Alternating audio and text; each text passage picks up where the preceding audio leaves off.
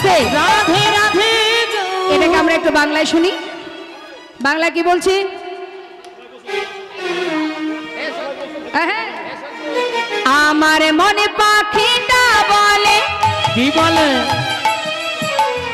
আমার মনে পাখিটা বলে।